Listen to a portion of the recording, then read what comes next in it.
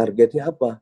Segera, Mas, undang-undang terhadap perlindungan data konsumen, data pribadi itu disahkan, Mas. Artinya bahwa para pelanggan ke depan itu akan punya jaminan. Ketika kemudian data pelanggan terjadi hal seperti ini lagi, maka korporasi itu bisa diproses hukum, Mas. Dan dia bisa didenda.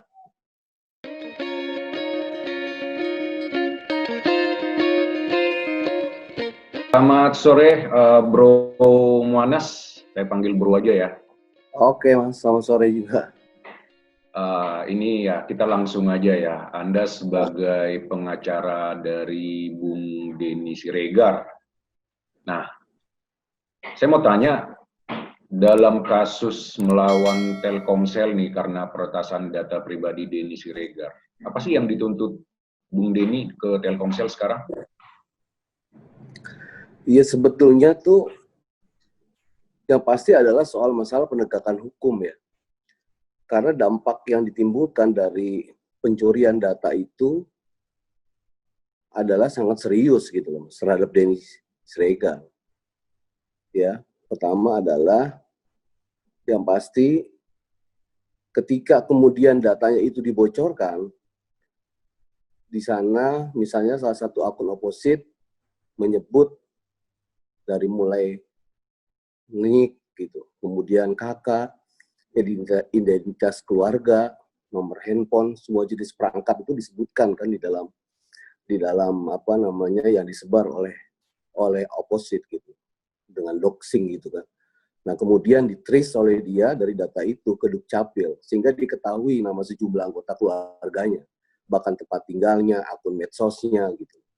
Nah, setelah kemudian didapat, nah kemudian dikejarlah banyak hal-hal yang kemudian sangat mengganggu kenyamanan bukan cuma dirinya ya, tetapi keluarganya. Bahkan gitu, bahkan dari cerita Denny, ada beberapa peristiwa kemudian dia juga pernah didatangi oleh sekelompok orang ke rumahnya, seolah-olah ingin memberikan pesan gitu tentang bagaimana ada sekelompok orang juga yang sangat tidak suka dengan Denny gitu. Nah, ini kan sangat mengganggu sekali. Nah, jadi persoalannya adalah saya kira bahwa ketika kasus Denny kemudian ini muncul gitu, bukan bicara soal persoalan Denny Siregar pribadi ya. Artinya ini kan bicara soal masalah 160 juta pengguna data lainnya gitu yang kebetulan bahwa mereka juga saat ini dikelola dan bisa mengalami hal yang sama seperti yang dialami oleh Denny Siregar. Gitu. Jadi saya kira bahwa polisi secara hukum pidana harus mengusut tuntas terhadap peristiwa itu. Gitu. Nah, pembelajaran berikutnya adalah ya bagi provider kalau menurut saya sebuah korporasi besar yang tidak hanya mereka harus berpikir soal masalah keuntungan semata, gitu, tetapi mereka juga harus bertanggung jawab soal masalah sanksi, termasuk misalnya denda, gitu. Kalau memang diperlukan untuk itu. Nah, ketika terjadi peristiwa Denny itu saya pribadi ya sebagai kuasa hukumnya Denny itu baru merasakan betapa pentingnya sebetulnya data undang-undang perlindungan anak itu undang-undang perlindungan terhadap data pribadi itu disahkan. Gitu. Karena sama sekali tidak ada perangkat hukum yang cukup gitu loh untuk menjatuhkan sanksi terhadap penyelenggara sistem elektronik ya. Misalnya kalau mereka melakukan kesalahan seperti itu, lagi-lagi kemudian pelanggan yang justru misalnya dikorbankan. Nah, ini kan yang kemudian tidak ada solusinya. Nah, ini Bro, kan ini Anda tadi sebut bahwa tidak ada undang-undang perlindungan data pribadi ya. Dan ini kesulitan jadinya, artinya tuntutan kepada Telkomsel ini kan menjadi sesuatu yang cukup rumit jadinya kan. Nah, artinya yang dituntut sekarang ini apa sebenarnya? Kalau soal penegakan hukum toh tersangkanya kan sudah ada FPH yang karyawan outsourcing dari Surabaya itu. Nah, apakah cukup sampai di situ atau bagaimana? Apa sampai sejauh mana tuntutan yang akan disampaikan Denny ke Telkomsel gitu? Iya, jadi sebetulnya kalau kita melihat peristiwa yang kemudian terjadi, ini kan dampak yang ditimbulkan kan sangat berbahaya. Gitu. Kerugiannya itu yang ditimbulkan juga meluas ya menurut saya, karena tidak hanya cukup dengan memberikan efek jera bagi pelaku yang kemudian ada di lapangan. Misalnya dalam hal ini, bagaimana mungkin misalnya seorang karyawan outsourcing bisa membuka data. Itu kan sulit kita terima gitu. Padahal kalau kita melihat akses data ini kan harusnya merupakan domain dan otoritas yang paling berhak gitu loh. Di dalam internal penyelenggara sistem elektronik ya, dalam ini Telkomsel gitu. Bayangkan begitu mudah data itu dibuka hanya levelan seorang pegawai lepas outsourcing. Gitu. Kalau proses hukuman hanya dibebankan kepada mereka, itu juga bagi kita nggak pas juga. Justru harus dibongkar. Karena persoalan ini pun ternyata dikeluhkan oleh banyak pelanggan. Jangan-jangan di dalam ini ada sindikat. Jangan-jangan ada jual beli juga kan. Masalah data pribadi antar kepentingan yang ada terjadi di dalam gitu. Kalau kemudian misalnya hukuman hanya dijatuhkan kepada mereka di lapangan, misalnya mereka terlibat, kemudian seolah-olah misalnya penyelenggara sistem elektronik itu playing victim ya, seolah-olah mereka juga menjadi korban gitu. Kan itu juga nggak pas juga. Yang korban dalam persoalan ini adalah ya jelas pelanggan.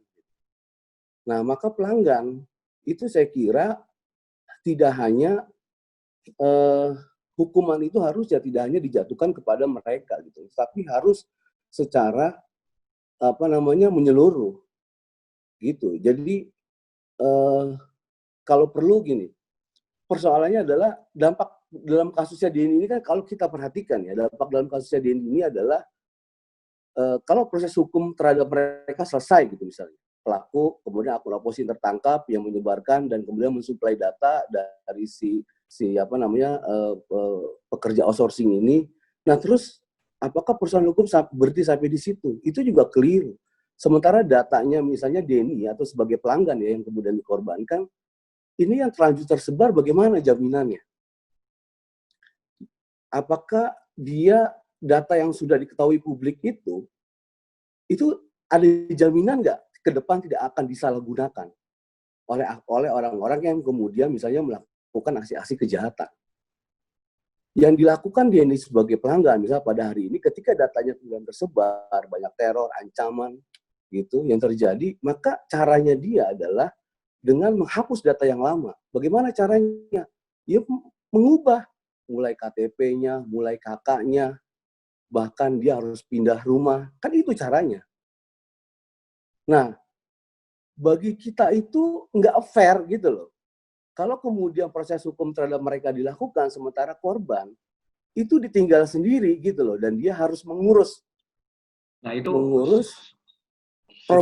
problem kerugiannya itu kan problem kerugiannya ya. ada gitu loh. Nah itu dia yang mau saya tanya justru di situ, apakah dengan mendapat teror lalu kemudian ada kerugian termasuk kepada keluarga seperti itu, apakah itu bagian dari cover hukum yang dimintakan kepada Telkomsel gitu?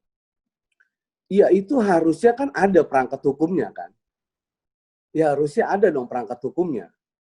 Nah problemnya itu kan dulu sebetulnya ada undang-undang perlindungan terhadap konsumen itu disahkan. Salah satu poinnya adalah memberikan sanksi loh kepada penyelenggara sistem elektronik. Bisa hukuman penjara dan denda dia untuk diberikan kompensasi kepada pelanggan. Tetapi banyak asosiasi provider itu menolak gitu loh. Makanya itu kemudian tidak disahkan. Padahal kerugian yang diderita itu nyata itu. Nah, ketika Denny datanya kemudian disebarkan, dia mengalami kesulitan hebat. Mungkin Denny salah satu pelanggan, mungkin banyak juga pelanggan-pelanggan lainnya. Gitu. Banyak kekhawatiran orang juga kan, misalnya kalau seorang pekerja lepas bisa mendapatkan data seperti itu. Nah, sementara misalnya provider seperti Telkomsel selalu membanggakan sertifikat ISO dan macam-macamnya itu, selalu mengatakan secara normatif bahwa seolah-olah sudah terjamin keamanan, ya kan seperti itu kan yang disampaikan. Tapi faktanya dia melupakan kejadian bahwa ada kegagalan gitu loh. Sistemnya kan berarti dipertanyakan juga kalau menurut saya. Ada tuntutan imaterial yang dilayangkan ke Telkomsel gitu? Iya, kalau itu sebetulnya kan konsekuensi logis ya. konsekuensi logis bahwa kalau misalnya hukum perdata itu ada di pasal 16.5 itu tentang perbuatan melawan hukum, sebetulnya bisa diminta kerugian gitu kepada orang yang kemudian ada dampak langsung terhadap peristiwa yang kemudian ditimbulkan. Dalam kasus Denny kan sebetulnya jelas, dia nggak ada pilihan kecuali dia harus pindah rumah yang tadi kita bilang. Iya. Pindah rumah, mengurus KTP, mengurus itu. Gitu. Tetapi poinnya bukan persoalan itu. Poinnya adalah bagi saya ke depan apa jaminannya bahwa 160 juta pelanggan ini yang datanya semua dikelola tidak akan mengalami seperti ini, dan mereka saya kira diberikan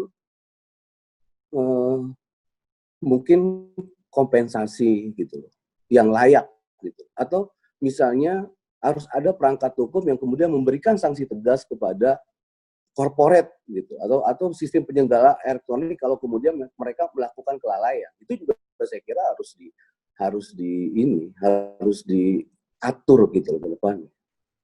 Ini masih Harapan kita itu masih belum jelas saya sebenarnya, Bro. Artinya dari pelaporan yang dilakukan Denny melalui Bro misalnya, apa sih tuntutan apa yang dilayangkan langsung? Artinya apakah minta ganti rugi atau meminta menghukum Telkomsel atau bagaimana gitu? ya sebetulnya kan begini, kita ini bukan ini gini loh, yang harus dipahami oleh publik bahwa persoalan kebocoran data pelanggan ini bukan persoalan Denny pribadi, enggak. Ya. Ini adalah persoalan jutaan pengguna lainnya yang semua datanya dikelola oleh sistem penyelenggara elektronik, yang kemungkinan bahwa mereka juga akan mengulangi peristiwa ini terjadi kembali, dan itu akan menimbulkan kerugian. Ada perangkat-perangkat hukum sebetulnya yang mengatur soal peristiwa-peristiwa ini, sebetulnya hanya ditunjukkan itu kepada para pelaku-pelaku di lapangan, bukan penyelenggara sistem elektronik yang selalu bertanggung jawab. Ada undang-undang ITE misalnya, pasal 30, pasal 31, akses datanya, larangan soal akses data kepada pelaku, tapi bukan pada korporasi gitu.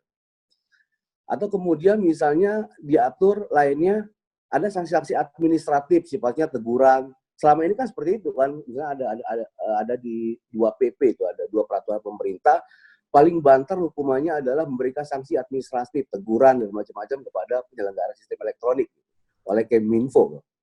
Nah, peraturan itu yang ada seperti itu. Nah, tetapi misalnya kalau kita baca dari kasusnya ini kan luar biasa dampak yang ditimbulkan. Dampak yang ditimbulkan adalah ketika data itu kemudian disebarkan, dia banyak mengalami ancaman, banyak mengalami teror, anaknya didatangin, ke rumahnya disamperin, ya nggak divideoin, banyak orang nggak jelas seperti itu. Nah, sementara dia akhirnya dan keluarga harus memutuskan pindah dari tempat tinggal itu. Kalau enggak, dia akan merasa terteror hidupnya, dan dia tidak akan bebas. Ketika dia melakukan seperti itu, orang-orang yang membenci dia akan mengulangi hal-hal itu. Nah, jadi saya kira bahwa nggak ada pilihan gitu loh, kecuali kalau misalnya sementara ini ya itu soal masalah kerugiannya ini ya harus biar saja pengadilan yang menentukan. Waktu itu kita sempat bicara ke dia untuk ini loh, untuk mengajukan gugatan juga waktu itu, perbuatan melawan hukum terhadap korporasinya ya. Terhadap korporasinya, karena cuman itu satu-satunya jalan biar pengadilan yang kemudian akan menentukan di luar proses hukum pidana yang sudah dilakukan ya terhadap akun oposit dan pekerja lepas outsourcing itu yang telah telanjur kemudian menyebarkan datanya. Itu mungkin, Bro. Dalam arti kalau tidak ada tuntutan kerugian imaterial misalnya, apakah pengadilan juga akan mengakomodir hal-hal seperti itu selain di tindak pidananya gitu? Iya, sebetulnya kan udah diatur. Yang memungkinkan Denny itu bisa mengajukan gugatan secara pidana dan gugatan perdata. Gugatan perdata adalah perbuatan melawan hukumnya. Jadi perbuatan melawan hukumnya kan jelas itu ada tindakan yang kemudian harusnya bisa dipertanggungjawabkan secara kepada korporasi terkait masalah penyebaran data, ya kan? Nah, dan itu jelas menimbulkan dampak kerugian. Ya sudah, biar nanti aja hakim yang kemudian menentukan, gitu. Karena itu cuma satu-satunya jalan. Tetapi saya kira, saya ya dari awal itu ya selalu bicara dengan Denny, dia juga tidak pernah berpikir gitu loh persoalan ini. persoalan bahwa apakah untuk kepentingan pribadi dia, enggak. Dia hanya ingin mengatakan bahwa ini harus terus diperjuangkan sampai dengan publik kemudian memahami betapa pentingnya undang-undang perlindungan terhadap data pribadi sehingga itu bisa disahkan. Sebenarnya itu mas targetnya.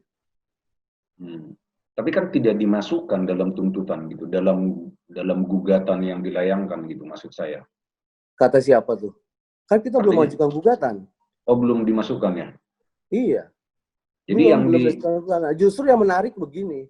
Justru yang menarik itu bagi saya ketika peristiwa ini ramai dan sebetulnya juga di banyak kesempatan kan kita juga selalu mengatakan akan mengajukan gugatan.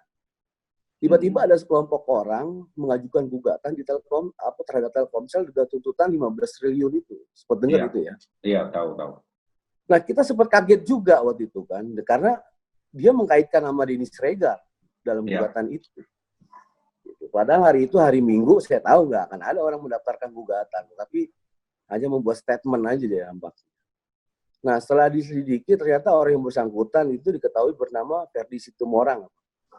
Nah, kita telusuri waktu itu sempat tanya di komunikasi di media sosial dengan Mas Arief Puyono yang mengakui bahwa itu adalah rekannya dari Serikat Pekerja ya, BUMN Bersatu.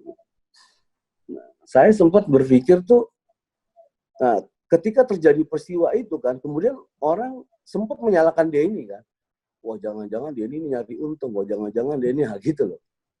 Jangan-jangan mikirin pribadi, jangan-jangan mau ngebangkrutin BUMN kayak gitu. Itu padahal bukan dari kita itu. Jadi saya merasa bahwa seperti ada upaya menggiring opini publik seolah-olah perjuangan atau upaya Denny untuk melakukan tuntutan terhadap Telkomsel itu menjadi persoalan material atau kepentingan pribadi gitu loh.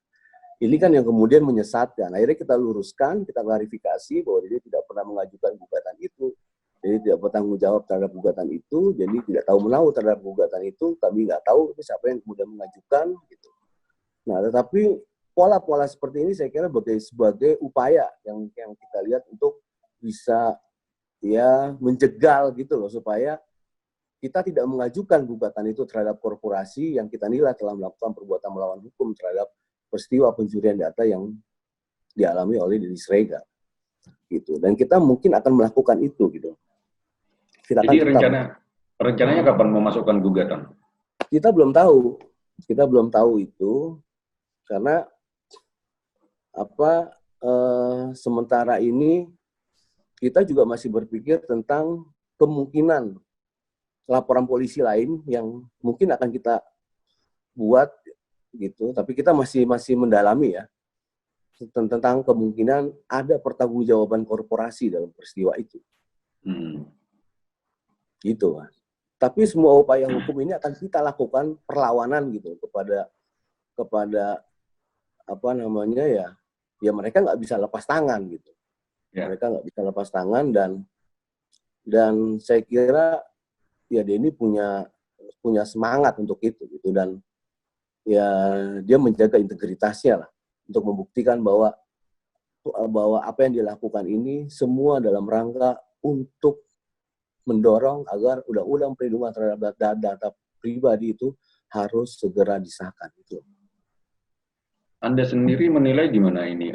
Apakah sesederhana itu seorang pegawai outsourcing melakukan pembobolan data atau ini sebuah ada mastermind di belakangnya atau bagaimana? Karena ini memang sudah lama ya kalau kita dengar bahwa di korporasi BUMN itu kan sering kita dengar bahwa ada kabarnya di sana banyak bercokol mereka-mereka yang kurang suka terhadap pemerintah atau orang-orang yang mendukung pemerintah seperti itu. Apakah hanya sesederhana itu seorang pegawai atau memang ini direncanakan betul dari dalam?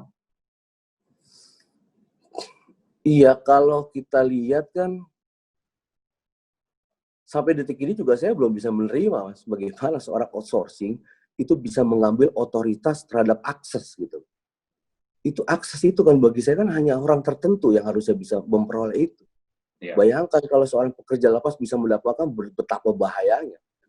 Nah, pernah ada salah satu netizen itu kalau nggak salah dari Ferdinand ya, itu juga pernah menyampaikan, Ferdinand Huta-Heian sempat menyampaikan juga, saya nggak habis pikir bagaimana kalau misalnya datang anggota keluarga BNPT atau Polri yang memberantas narkoba atau BNPT yang memberantas terorisme misalnya bisa sampai jatuh ke tangan orang yang tidak bertanggung jawab kemudian disalahgunakan. Nama-nama anggota keluarganya, wah itu lebih mengerikan juga gitu loh. Iya. Ya, artinya dampak yang kemudian timbulkan juga itu kan. Nah, tapi saya juga belum bisa menemukan alasan satu-satunya jalan kan sementara ini kita masih bisa melakukan, yang kita bisa lakukan adalah memonitor kan. Memonitor bahwa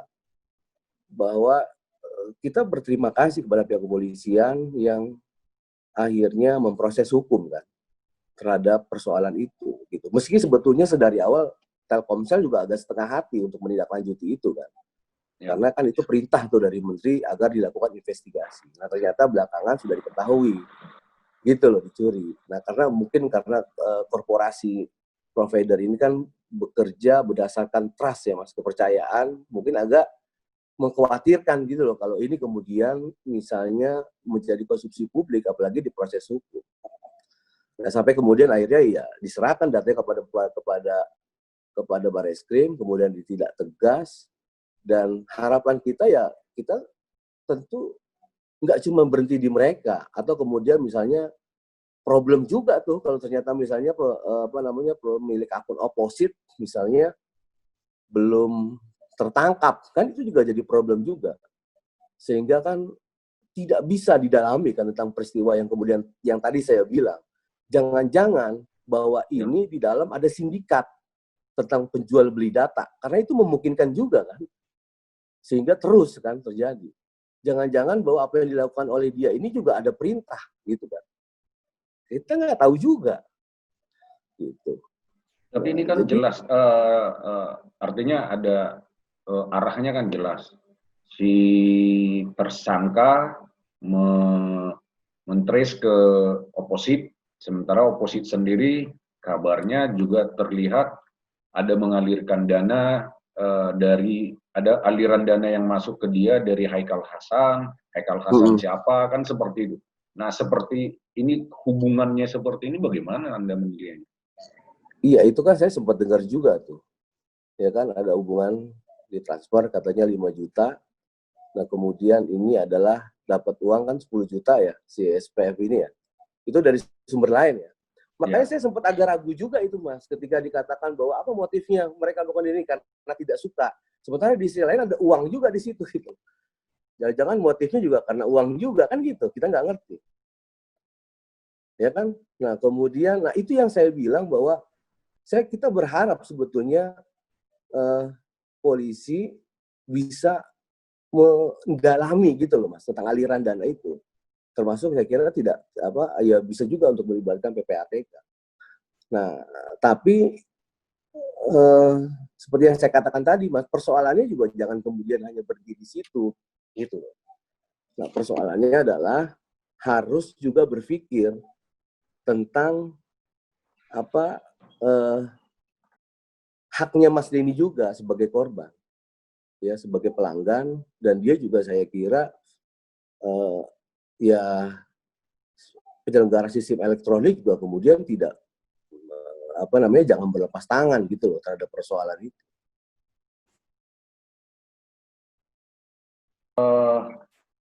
Kalau seandainya Telkomsel katakanlah semacam ini mengajak damai, apakah pihak Denny akan terima gitu, Bro?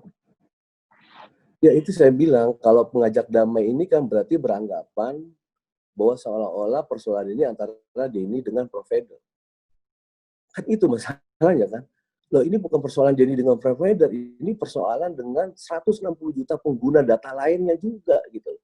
Di mana kita menuntut hak sebagai konsumen agar mereka bersikap profesional dan memberikan jaminan sebagaimana ketika kita memberikan data-data kita kepada mereka pada saat registrasi ulang dahulu kan tadi demi keamanan, demi kenyamanan, demi tidak digunakan untuk atau disalahgunakan misalnya melakukan aksi-aksi kejahatan.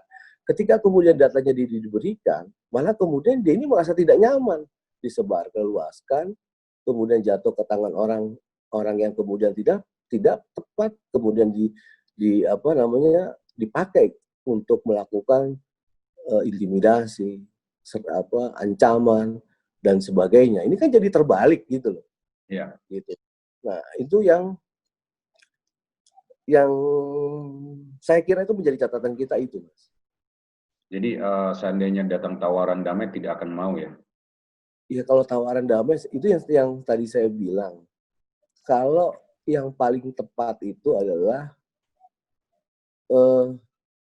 melalui proses pengadilan aja, Mas, menurut saya tuh. Biar pengadilan yang menentukan. Karena ini kan jadi rentan persoalan politiknya jadi panjang. Ya. Saya khawatir juga sebetulnya kalau Denny mungkin maksudnya niat baik gitu. Tiba-tiba ada hal yang tidak diinginkan, kan gitu.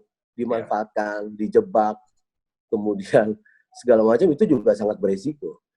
Jadi saya kira sebagai edukasi kepada publik juga yang paling penting, saya kira Mas Denny juga yang paling aman ya, itu ya silakan untuk ajukan gugatan aja perdata kepada pengadilan. Toh di sana nanti kemudian hakim yang akan menilai kan, berdasarkan aturan dan ketentuan hukum yang berlaku. Saya kira itu yang jauh lebih aman bagi semua pihak, termasuk Telkomsel dan kemudian Mas Denny sendiri. Itu yang menurut saya penting, Mas. Jadi sejauh ini sebenarnya yang terjadi proses hukum baru terhadap tersangka ya, belum ada gugatan masuk dari Bung Denny ya, belum ya? Belum. Kita jadi pastikan kita belum mengajukan gugatan. Belum. Jadi masih hanya soal penangkapan tersangka yang dari Surabaya ya, masih bergulir di situ aja ya? Iya, jadi kita sejauh ini masih mengawal ya. Mengawal proses hukum yang kemudian dilakukan terhadap karyawan outsourcing itu. Nah, sampai kita kemudian mengikuti bahwa ada upaya dari Polri untuk mengejar kan di balik pemilik akun outsourcing oposit ya. Pemilik akun itu, dan walaupun beritanya katanya ada yang bilang di Belgia, Jordania segala macam gitu. Tetapi itu tetap kita ikutilah perkembangan hasil proses penyidikan. Kita menghormati kan. Jadi kita juga nggak berani berspekulasi, polisi lebih tahu lah karena dia yang mendalami kasus itu gitu, dan berdasarkan bukti-bukti yang ada, ya kita percaya bahwa mereka tidak profesional. Tetapi persoalannya adalah yang tadi ya, yang seperti kita bilang bahwa jangan kemudian kalau misalnya nanti pada satu ketika Mas Denny kemudian harus mengajukan gugatan ya, perbuatan melawan hukum atau menuntut haknya Mas atas kerugian yang kemudian ditimbulkan terhadap persoalan ini, kemudian dipelintir gitu loh Mas oleh sekelompok orang atau pihak-pihak tertentu gitu, seolah-olah mencari keuntungan pribadi dan sebagainya gitu loh. Itu yang tidak tepat. Gitu. Karena kerugian yang dialami oleh Denny Siregar terhadap keluarganya akibat penyebaran data itu nggak terbantahkan Mas menurut saya. Gitu. Dan ini juga menjadi pembelajaran juga buat mereka gitu. Agar mereka juga nggak cuma mikirin keuntungan atau berlindung di balik sertifikat ISO itu dan sebagainya, ya, yang kemudian katanya menjamin mereka sudah data keamanan pelanggan itu sesuai dengan prosedur internasional dan sebagainya gitu. Nah, dan yang paling penting bahwa bergulirnya proses hukum ini terhadap mereka ini juga harus ada dukungan Mas dari semua publik. Untuk targetnya apa? Segera Mas, undang-undang terhadap perlindungan data konsumen, data pribadi itu disahkan Mas. Gitu. Artinya bahwa para pelanggan ke depan itu akan punya jaminan. Ketika kemudian data pelanggan terjadi hal seperti ini lagi, maka korporasi itu bisa diproses hukum Mas. Dan dia bisa didenda. Itu loh perlindungan terhadap konsumen. Itu loh perlindungan terhadap pelanggan. Kalau ini cuma misalnya tadi menganggap bahwa persoalan kebocoran data ini adalah antara provider dengan Denny Siregar, kemudian kasus ini selesai sudah, karena sudah damai. Ya semangat kita tuh dari awal bukan itu gitu. Semangat kita adalah ya termasuk tadi lah ada misalnya tentang perawanan juga kan, bahwa terindikasi di dalam itu kelompok yang kemudian misalnya berkaitan dengan paham-paham radikalisme dan sebagainya. Gitu. Nah ini bisa lebih spesifik soal misalnya kerugian yang dialami oleh Denny itu teror atau artinya bisa lebih spesifik. Apakah langsung pernah dapat ancaman pembunuhan atau memang keluarganya juga pernah diganggu atau bagaimana, bisa diterangkan? Iya, jadi gini, buntut dari ini kan sebelumnya bermula dari kasus santri itu, Mas. Iya. Penyebaran data itu kan. Nah, dari satu kasus santri itu kalau misalnya Anda buka inbox atau di media sosial atau di mana terhadap Deddy Siregar, itu kan ancaman pembunuhan, halal darahnya, cari di mana rumahnya, tangkap gitu begitu. Itu bagi Denny itu sebetulnya biasa kalau itu ditujukan kepada pribadi dia ya. Itu bagi dia bukan persoalan.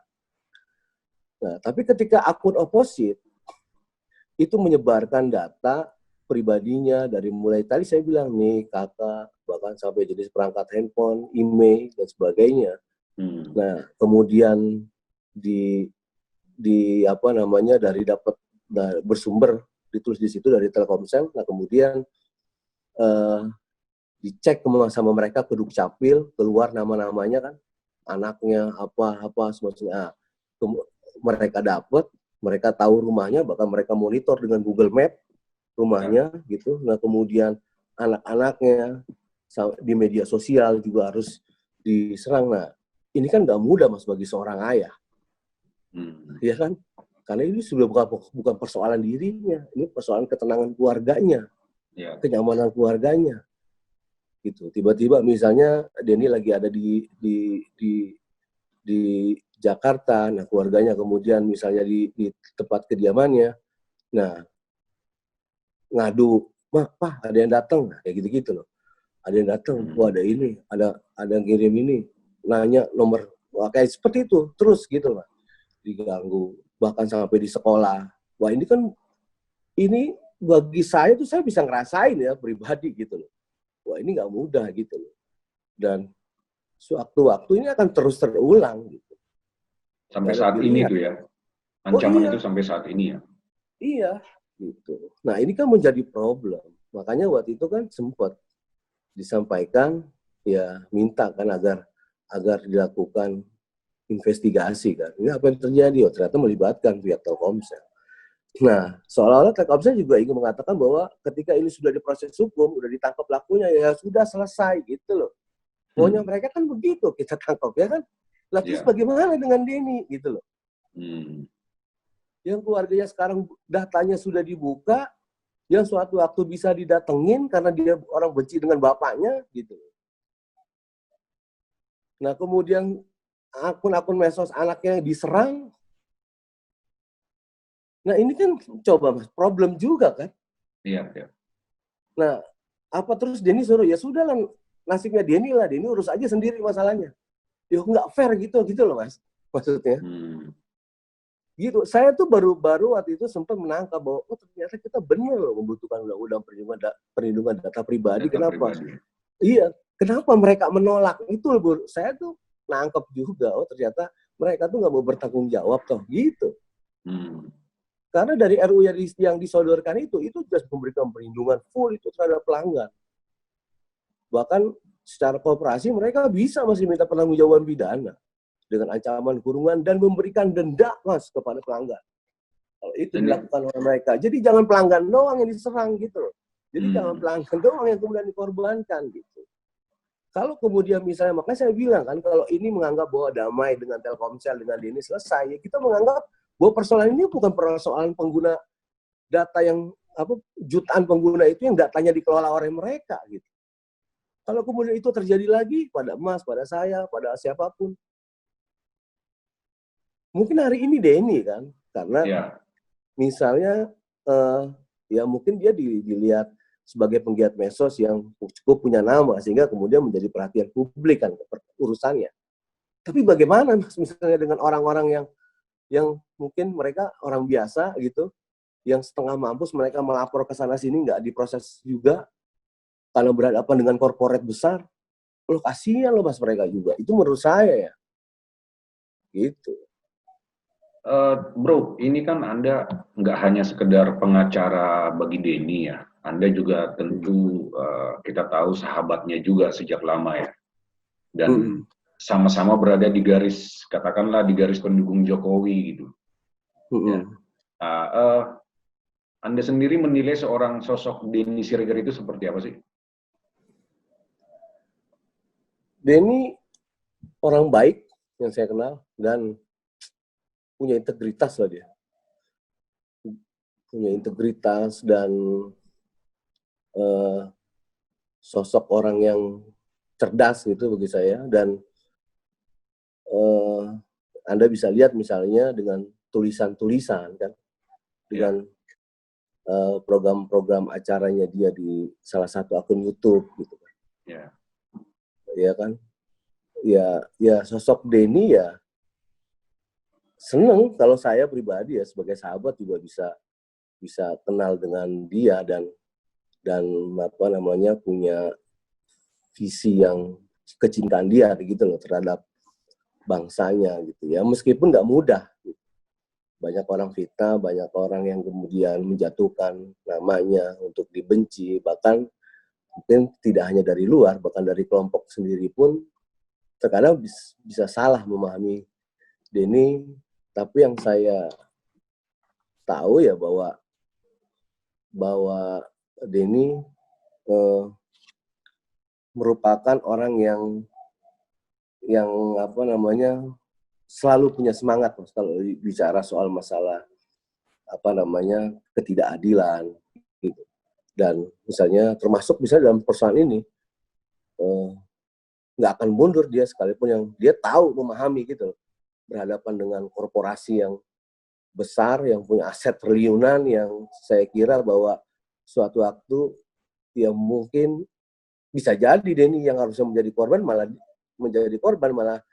malah dia gitu loh yang diserang kan gitu. Tapi ya saya menangkap bahwa ya dari awal ya sudah bismillah aja. Udah apapun yang terjadi ya kita apa namanya buktikan lah. Kalaupun menang ya kalaupun misalnya ini tidak aja dia sudah pernah berjuang.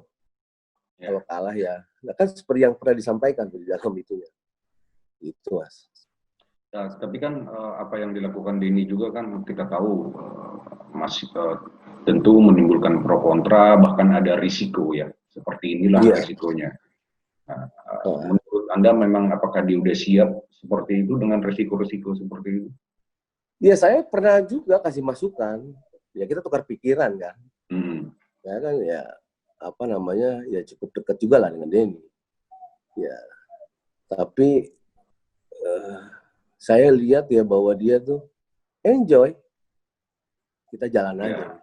Kita jalan dan kita nggak tahu ujungnya bagaimana. Yang penting kita melawan, kita berjuang. Nah itu aja yang disampaikan ini.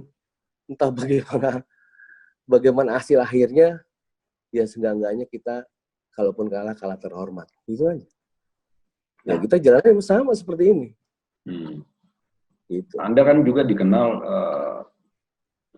hampir sama lah tipe dengan Denny, hanya tidak banyak menulis seperti Denny di media sosial, tapi Anda juga banyak berurusan dalam sisi hukumnya ya.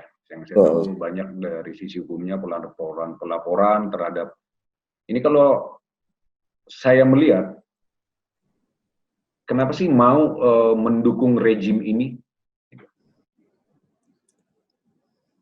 Jokowi.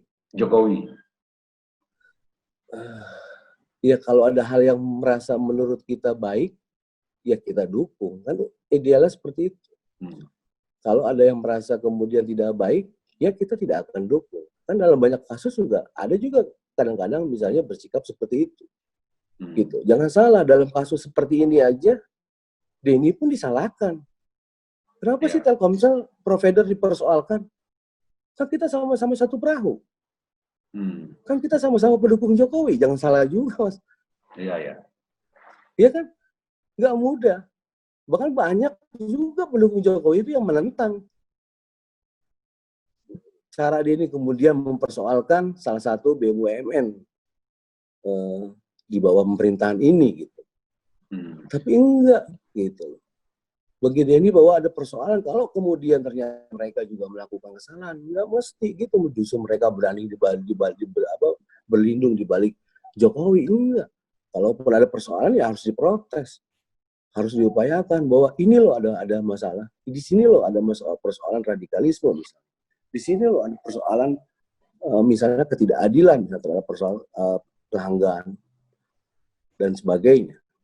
Nah, ini itu menurut Anda ini persoalan ada termasuk persoalan radikalisme di dalam ini? Ya kalau kita lihat kan juga rame Mas itu di media sosial tuh kan. Soal ada tuduhan BUMN kita juga terpapar radikalisme. Tuduhan-tuduhan itu bukan mengada-ada, pernyataan itu pernah disampaikan oleh Kiai Said dalam banyak video yang beredar kan. Artinya ya, analisa Bro sendiri seperti itu? Ya ada kemungkinan. Ada kemungkinan kan gitu. Kalau kita lihat bahwa misalnya Denny juga kan sangat concern kan, banyak tulisan dan kemudian konten-konten misalnya yang dibuat itu berkaitan dengan melawan radikalisme, intoleransi, radikalisme dan bahkan terorisme. Dan kelompok-kelompok yang selama ini misalnya menggunakan cara-cara kekerasan juga, saya juga yang menduga bahwa mereka juga kelompok-kelompok radikalisme, misalnya dengan potong kepala itu kan ngeri Mas. Iya. Ya kan, potong kepala, halal darahnya, ya kan yang ditunjukkan ke Denny itu juga saya kira bagian dari praktek-praktek atau cara-cara radikalisme. Nah, ini bisa bukankah bisa jadi pintu masuk juga ini membersihkan radikalisme di tubuh BUMN ya, dengan itu yang kasus kita ini? bilang. Ya itu yang kita bilang. Bahwa biarkan saja proses hukum ini terus bergulir. Gitu. Terus bergulir. Ya kan? Kalau jangan diberikan aja pintu seluas-luasnya kepada Denny untuk kemudian menuntut haknya gitu terhadap persoalan ini kan. Kalau kemudian harus berurusan misalnya dengan para direksi atau pimpinan di Telkomsel hingga berujung ke pengadilan, ya sudah biarin aja. Ini kan bagian-bagian juga. Nah, kalau nanti sampai selesainya hanya di tersangka yang dari Surabaya itu, selain itu tidak lagi, apa langkah selanjutnya? Iya, langkah selanjutnya sebetulnya kita kan sedang mendorong untuk mengajukan gugatan perdata itu, Mas. Terhadap direksi. Ini kan yang belum kita lakukan kan. Karena kemarin kita sempat terganggu juga tuh. Banyak orang-orang aneh yang belakangan tiba-tiba nikung di tengah jalan mengatasnamakan ini mengajukan gugatan yang angkanya itu nggak masuk akal gitu. 15 triliun itu bagi saya juga upaya-upaya untuk meredam supaya ini tidak mengajukan proses hukum lagi kan, termasuk gugatan ke mereka sebetulnya. Sehingga itu kemudian bagian dari cara ya. kita melihat itu karena nggak jelas juga mereka kan mengkaitkan nama Denny kan. Sementara Denny sendiri tidak tahu menahu terhadap gugatan itu. Nah, angkanya itu kemudian menjadi kemarahan publik. 15 triliun Mas gitu. Dan orang menganggapnya bagian dari Denny ya. Iya, ya kita tahu kan itu jadi kesannya. Ya kan? Ya kita tidak tahu yang buat ini siapa. Tetapi ya kita melihat bahwa ya ini upaya-upaya bagian-bagian dari bagaimana caranya untuk supaya warning gitu loh. Jadi lu jangan mengajukan gugatan. Kalau mengajukan gugatan ya berarti lu dianggap sedang kepentingan pribadi, sedang cari itu ya. Pola-pola seperti itu. Tapi dia sangat memahami lah karena memang yang dihadapi adalah sebuah korporat besar. Ya gitu. Jadi prosesnya sekarang masih seperti wait and see aja dulu ya? Iya. Artinya lihat proses hukum. Ya kita lihat aja Mas. Pokoknya yang pasti mungkin dalam waktu dekat juga kita akan menyampaikan nanti tentang upaya-upaya yang akan kita lakukan. Gitu. Baik secara pidana termasuk kemungkinan adanya kejahatan terhadap korporasi yang dilakukan terhadap kegiatan itu juga mungkin akan kita proses. Nah, mungkin akan ada gugatan perdata, Mas. Lainnya terhadap persoalan itu, ya sambil kemudian kita punya semangat yang sama bahwa apa yang kita lakukan ini adalah rangka untuk mendorong perlindungan terhadap data pribadi segera disahkan. Itu Mas targetnya. Jadi tetap ada target untuk mempidanakan korporasi ya. Dalam hal ini katakanlah direksi misalnya, artinya membiarkan sistemnya bisa dimasukin oleh sekelas outsourcing seperti itu ya. Kelalaian ya, kelalaian ya. Itu kan ada kelalaian gitu loh, yang punya otoritas mereka gitu loh. Yang punya otoritas mereka loh. Kalau mereka memang sudah ternyata nggak bisa menjaga otoritasnya, ya mundur aja gitu. Kalau enggak, ya kita akan mengajukan proses hukum biar pengadilan yang akan menentukan gitu. Itu yang paling kita, ya mungkin dalam waktu dekat lah nanti kita akan sampaikan juga nanti ke publik tentang langkah-langkah ke depan yang akan kita lakukan kemudian pasca penangkapan dari karyawan outsourcing Telkomsel itu. Akan ada perkembangan dan update terbaru mungkin nanti kita ke depan, Mas. Gitu. Oke, Bro. Terima kasih untuk waktunya. Mungkin bisa kasih closing statement.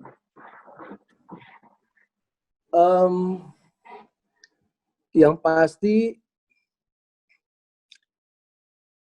bahwa Denny dan Telkomsel ini hubungannya dalam kasus pencurian data ini jangan dianggap sebagai persoalan pribadi gitu antara Denny kemudian dengan Telkomsel sebagai penyelenggara sistem elektronik. Enggak.